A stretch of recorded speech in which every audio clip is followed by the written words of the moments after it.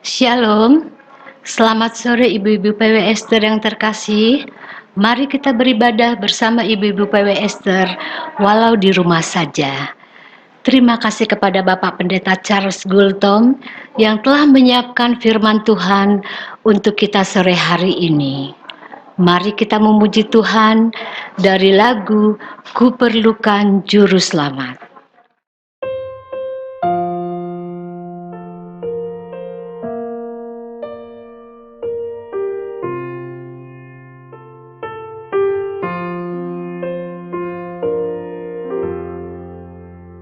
Ku perlukan juru selamat agar jangan ku sesat. Selalu harus ku rasakan bahwa Tuhanku dekat, maka jiwaku tenang. Takkan takut dan enggan bila Tuhanku membimbingku di malam pun tentram.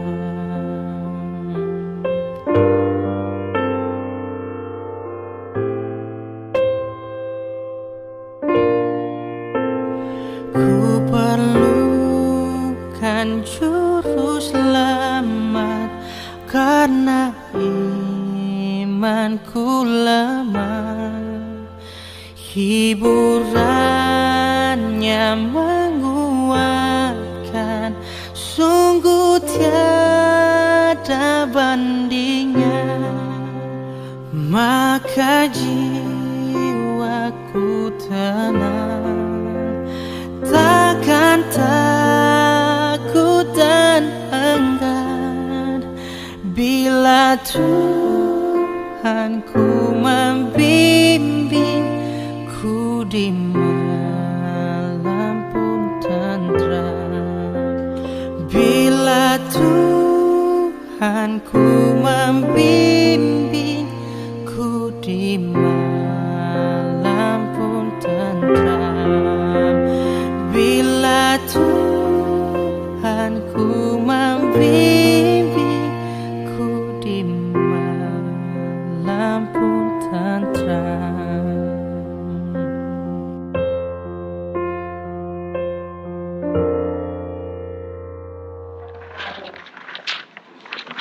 Mari kita berdoa. Tuhan Yesus, terima kasih telah memberikan kami kesempatan kembali untuk beribadah bersama Ibu-Ibu PW Esther walau di rumah saja.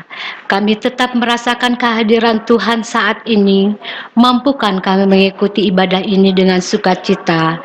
Kami serahkan Bapak Pendeta Charles Gultom yang akan menaburkan firman-Mu.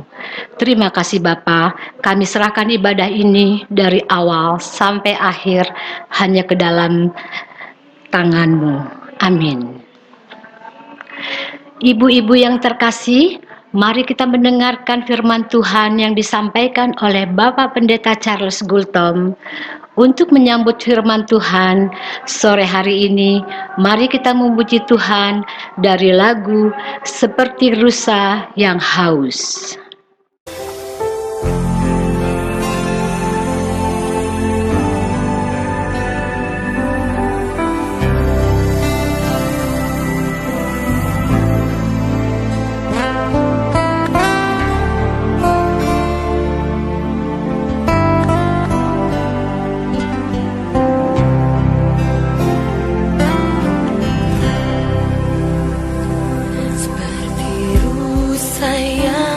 Haus, rindu aliran sungaimu.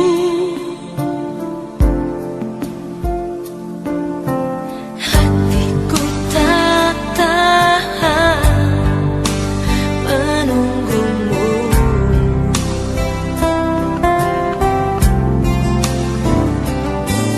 Bagai padang gersang menanti datang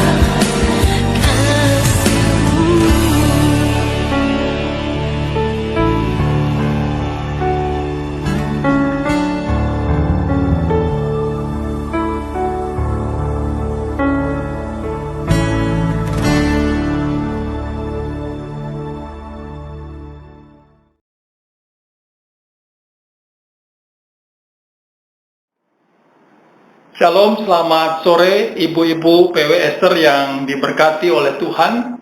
Terima kasih untuk kesempatan yang indah untuk kita terus belajar bersama firman Tuhan. Dan kiranya firman Tuhan yang terus menjadi suluh bagi perjalanan hidup kita yang sedang menghadapi masa pandemi ini. Mari kita berdoa untuk menyambut firman Tuhan. Bapa di surga, kami bersyukur melalui ibadah mingguan PWSer kami mau terus belajar menggali firman Tuhan, karena firman Tuhan bermanfaat untuk mengajar, menyatakan kesalahan, memperbaiki kelakuan dan mendidik orang dalam kebenaran. Firman-Mu itu yang terus mengubah hidup kami agar menjadi serupa dengan Tuhan Yesus dan menumbuhkan iman, harap, dan kasih kami di tengah-tengah masa pandemi ini. Dalam Kristus kami berdoa. Amin. Shalom ibu-ibu yang dikasihi oleh Tuhan. Tanpa terasa kita tahu bahwa kita sudah memasuki bulan ke-8 masa pandemi ini. Ya. Ada sebuah riset dari Bilangan Research Center bahwa kondisi kerohanian banyak warga jemaat saat ini sedang mengalami kelesuan. Kenapa mengalami kelesuan? Karena hari-hari ini ya ada banyak yang kita lakukan di rumah itu masuk dalam kejenuhan, ya. Dan ada banyak juga yang kita lakukan itu lebih banyak melalui screen atau layar, sehingga orang mengalami kejenuhan oleh karena hanya tinggal di rumah, dan orang mengalami kejenuhan oleh karena ada banyak layar yang dilihat, bukan orang atau pemandangan atau sesuatu yang lain. Sebabnya Bapak Ibu yang dikasihi oleh Tuhan, mari kita belajar untuk memahami bahwa situasi-situasi seperti ini kita membutuhkan firman Tuhan. Nah, sebabnya ibu-ibu yang dikasihi oleh Tuhan,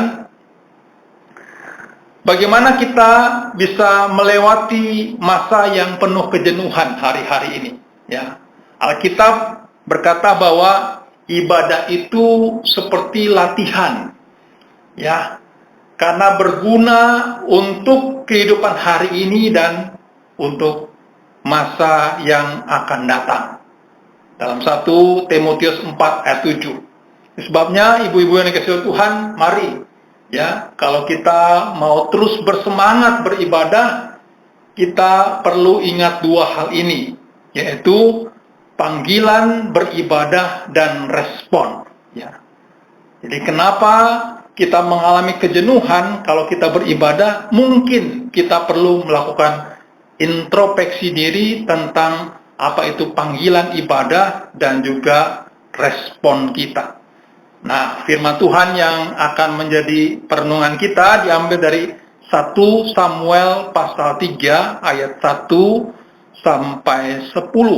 Demikian firman Tuhan.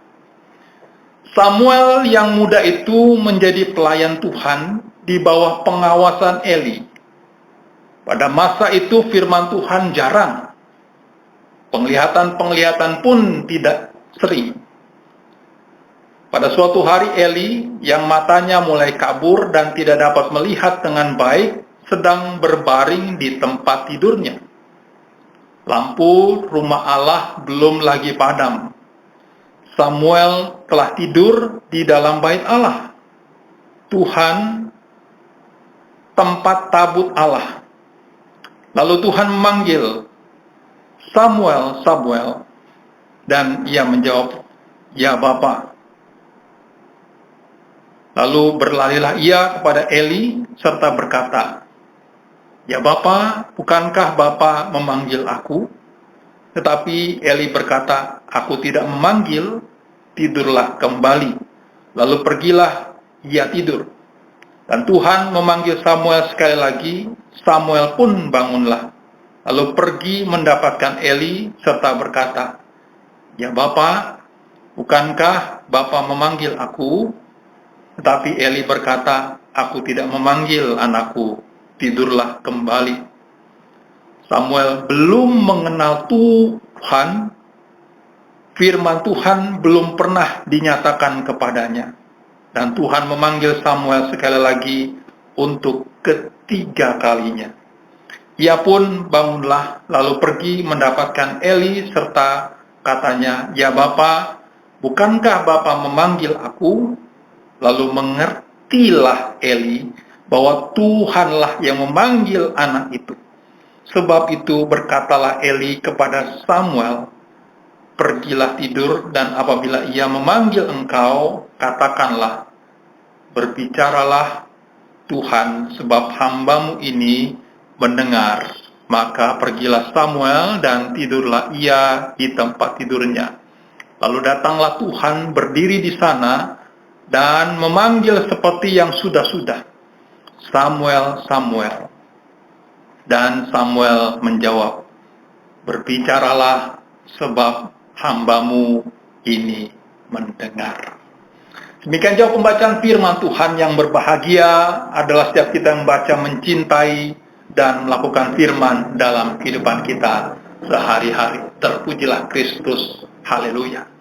Ibu-ibu yang dikasihi oleh Tuhan, bacaan kita saat ini adalah sebuah kisah Samuel muda, kira-kira usianya 12 tahun, ya. Dan atas nazar Hana, ibu Samuel diberikan kepada Imam Eli dalam pengasuhannya untuk menjadi anak altar atau anak yang diserahkan untuk melayani di bait Allah. Nah, ibu-ibu yang dikasihi oleh Tuhan, ada informasi yang penting di sini bahwa firman Tuhan itu jarang, ya.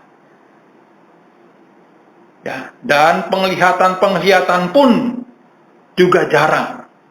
Mengapa Tuhan tidak menyampaikan pesannya? Karena pemimpin agama seperti Imam Eli itu, rupanya Imam Eli itu yang mewakili pemimpin-pemimpin saat itu, mereka rakus makan sehingga badannya gemuk, tanpa peduli kesengsaraan umat. Ya. Mengapa Tuhan tidak menyampaikan pesannya pada saat itu? Karena juga banyak rakyat Israel dan pemimpin-pemimpinnya beribadah kepada ilah-ilah yang lain.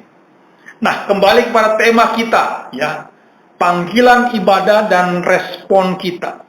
Bagaimana kita memaknai ibadah kita, dan bagaimana ibadah itu menopang pertumbuhan kita, terutama ketika kita menghadapi masa-masa pandemi ini. Terutama bagaimana kita meminta jawaban atas setiap solusi-solusi dalam pergumulan kita. Nah, itu sebabnya ibu-ibu yang dikasihi oleh Tuhan, kita perlu mengingat kembali ketika kita beribadah hari-hari ini, ya, apa dasar panggilan kita datang beribadah. Ini penting, ya. Kalau kita memiliki motivasi yang salah, maka ibadah yang kita lakukan tidak bermakna apa-apa. Sebaliknya, kalau motivasi kita memiliki motivasi yang benar di dalam ibadah, maka ibadah itu akan membangunkan iman kita. Nah, ibu-ibu yang dikasihi oleh Tuhan, dalam kisah ini dikatakan bahwa Allah berinisiatif memanggil Samuel. Ya. Allah memanggil namanya, artinya Allah mengenal siapa yang dipanggil.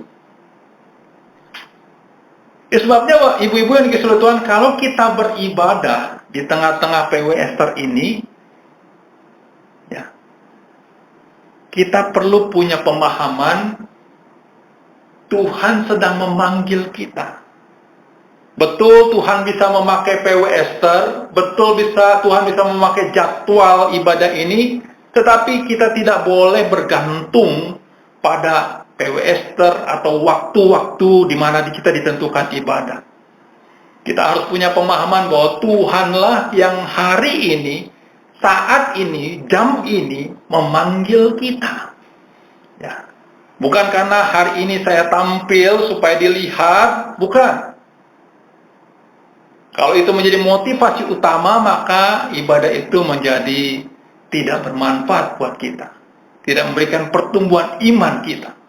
Tetapi kalau kita memahami seperti kisah Samuel, Tuhanlah yang berinisiatif memanggil kita beribadah. Tuhanlah yang menggerakkan kita untuk kita duduk diam mendengarkan firman Tuhan.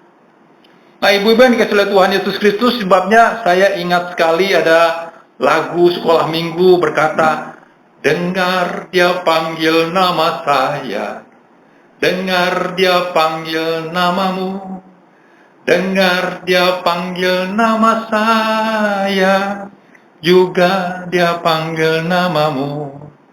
Ibu-ibu yang dikasihi oleh Tuhan, lagu ini meskipun sederhana mau mengingatkan kita bahwa Tuhanlah yang memanggil kita dalam ibadah ini.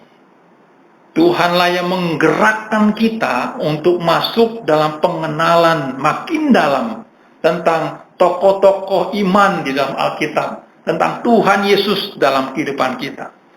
Sebabnya ibu-ibu yang dikasihi oleh Tuhan, ketika ibu-ibu mengalami kejenuhan hari-hari ini, ketika rasanya, aduh kok ibadahnya tiap hari Minggu, atau ibadahnya tiap Sabtu ini, mari kita pertanyakan, apa motif kita untuk beribadah? Benarkah kita punya panggilan yang benar ketika kita beribadah? Kita perlu menjawab seperti lagu ini, ku jawab ya, ya, ya. Nah, ibu-ibu yang dikasihi oleh Tuhan, yang kedua adalah sikap atau respon Samuel. Ya, kalau kita mengikuti kisah ini, Samuel memiliki dua sikap. Ya, yang pertama, sikap Samuel berkata, berbicaralah, hambamu ini mendengar. Saudara, perkataan inilah satu perkataan yang rendah hati dari Samuel untuk berkata, Tuhan, saya belajar untuk mendengarkan Tuhan. Tunduk atas setiap perintah-perintah Tuhan. Ya. Sebabnya ibu-ibu yang dikasihi oleh Tuhan, kalau kita belajar berkata, berbicaralah hambamu ini mendengar, maka inilah solusi atas setiap hidup kita. Kita tidak bersangkal-sangkalan, mempertanyakan Tuhan ketika kita punya masalah. Kita mau melihat bahwa setiap firman Tuhan itu mengandung jawaban atas setiap pergumulan kita. Ya, inilah sikap Samuel yang baik sekali. Dan kalau kita lihat dalam perjanjian baru, perkataan ini yang kira-kira hampir sama dengan perjumpaan Maria dengan malaikat dengan berkata, berbicaralah, aku ini hambamu atau hamba Tuhan.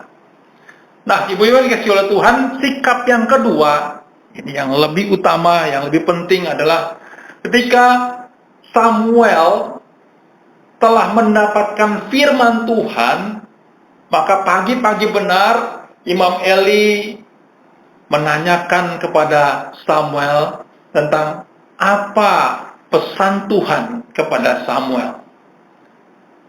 Ibu-ibu yang dikasihi oleh Tuhan, kita tahu bahwa pesan itu adalah nubuat dari pasal 2 tentang musibah atau kematian daripada Imam Eli dan kedua anaknya Hofni dan Pinehas, serta keruntuhan daripada kerajaan Israel. Ibu-ibu bisa bayangkan, Samuel muda yang baru pertama kali mau menyampaikan pesan kenabian itu harus berhadapan dengan Imam Eli dan dengan rakyat Israel yang begitu banyak. Tetapi Samuel tidak pernah gentar ketika menyampaikan pesan firman Tuhan itu. Dia tidak menyembunyikan sekata pun, ya. Dia dengan detail mengatakan apa yang Tuhan pesankan kepada Eli dan anak-anaknya. Tentu berita ini membuat Eli dan keluarganya menjadi gundah, menjadi takut, ya. Dan dikatakan bahwa ketika Samuel menyampaikan itu, tidak ada satupun firman yang kembali dengan sia-sia. Ibu-ibu yang dikasihi oleh Tuhan, refleksi saya dari bagian ini adalah, kalau kita sudah dipanggil di dalam ibadah, pasti ada firman Tuhan, pesan yang dititipkan buat kita. Maka tugas buat kita adalah kita mau menyampaikan firman itu kepada orang-orang yang lain, baik melalui perkataan maupun dengan perbuatan nyata. Nah, ini menjadi refleksi buat kita. Mengapa ibadah kita menjadi ibadah yang mungkin cenderung jenuh atau mengalami kebosanan? Mungkin ya, kita hanya menjadi pendengar yang pasif. Ada satu kata dikatakan, datang tidak menambah, pergi tidak mengurangi. Ya, sebabnya ibu-ibu yang dikasih oleh Tuhan, saya mendorong buat ibu-ibu, ketika kita sudah masuk dalam ibadah, kita yakin Tuhan yang memanggil. Dan tugas kita adalah menyampaikan firman Tuhan itu dengan taat, dengan perkataan ataupun tindakan. Tanpa kita menyampaikan pesan itu kepada orang lain, kepada anak-anak kita, kepada suami kita, kepada orang yang ada di sekitar kita, maka kekuatan ibadah itu menjadi berkurang. Sebaliknya, kalau kita dilatih untuk bersaksi ya, dengan penuh ketaatan, disitulah iman kita bertumbuh dan kita bisa menjadi berkat buat sesama kita. Tuhan Yesus memberkati buat ibu-ibu. Maju terus di dalam Tuhan. Tuhan Yesus memberkati. Amin.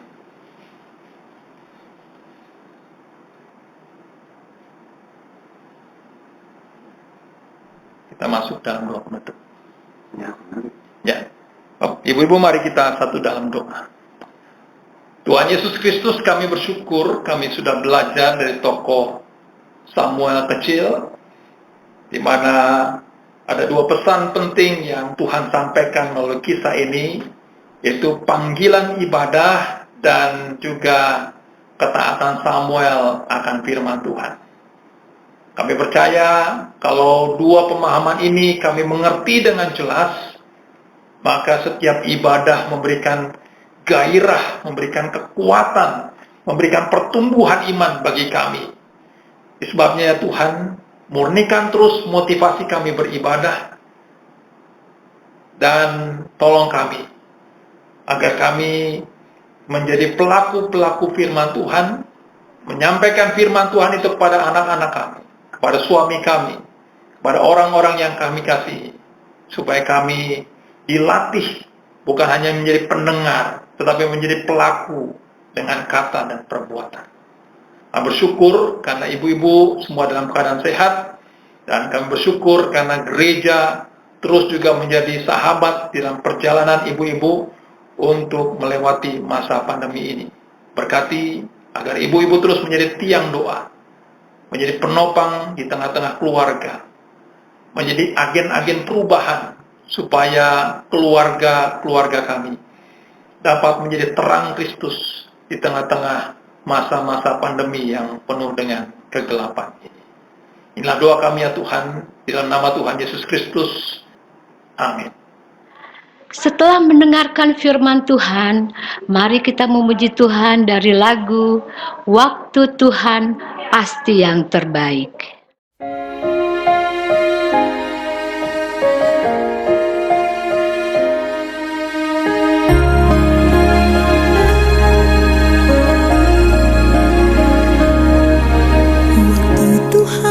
Bukan waktu kita,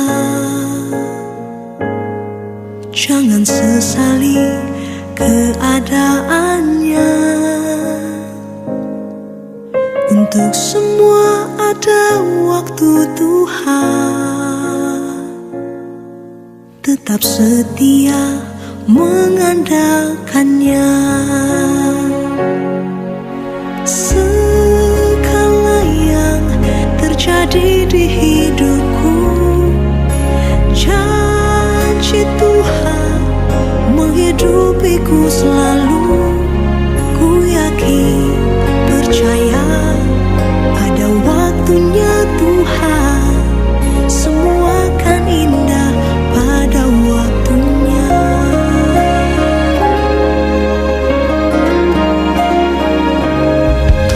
Waktu Tuhan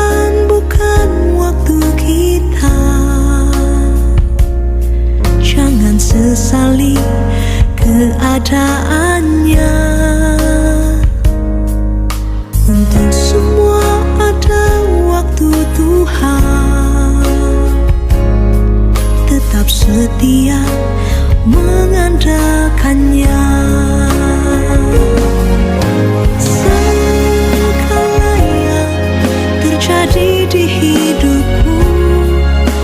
Janji Tuhan menghidupiku selalu. Ku yakin, percaya ada waktunya Tuhan. Semua akan indah pada waktunya. Segala yang terjadi di hidupku, janji Tuhan menghidupiku selalu. Ku yakin, percaya ada waktunya Tuhan. Semua akan indah pada waktunya. Ku yakin, percaya ada waktunya Tuhan. Semua akan indah pada waktunya.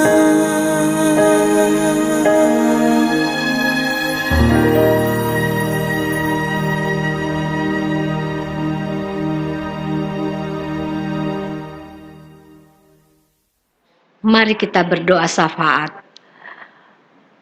Mari kita berdoa, terima kasih Tuhan Yesus atas kesempatan yang Tuhan berikan kepada kami.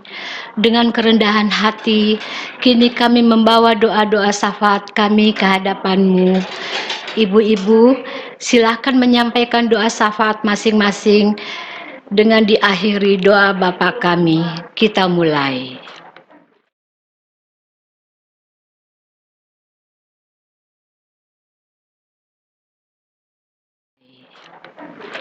Terima kasih ibu-ibu PW Esther yang sudah mengikuti ibadah sore hari ini.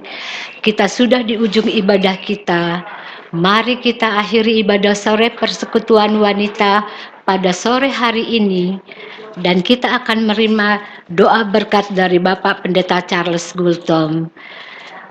Mari kita memuji Tuhan dari lagu El Shaddai.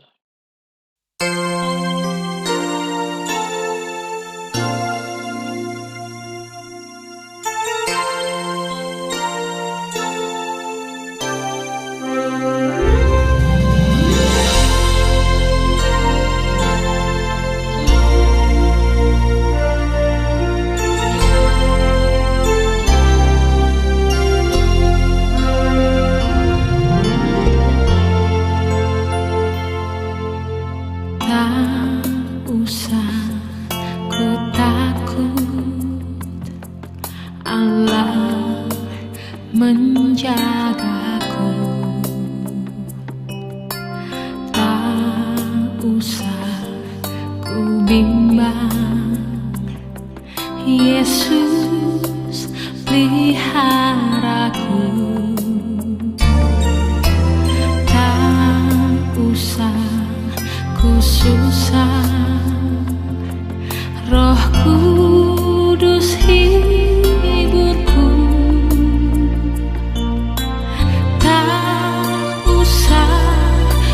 cemas, Dia memberkatiku.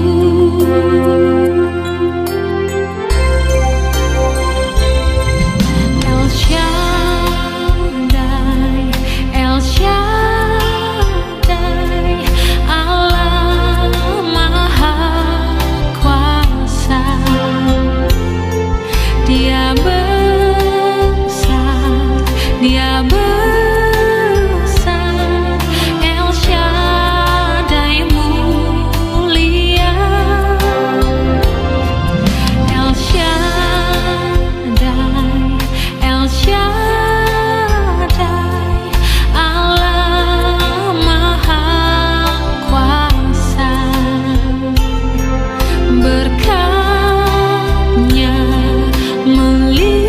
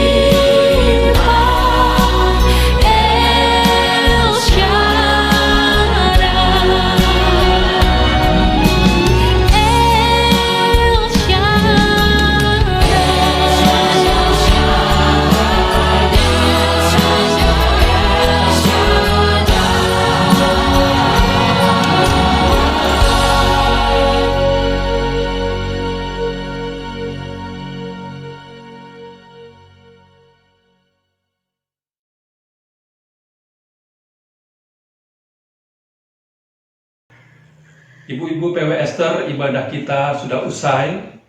Belum ya? Soal dong Pak. Ibu-ibu PW Esther, ibadah kita sudah usai. Kembalilah dalam kehidupan kita sehari-hari.